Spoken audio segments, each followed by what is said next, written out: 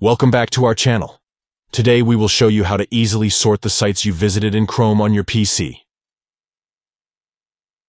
Let's get started. Step 1. At the top right corner of your Chrome browser, click on the More option. Step 2. From the drop-down menu, select Settings to access the Chrome Settings page. Step 3.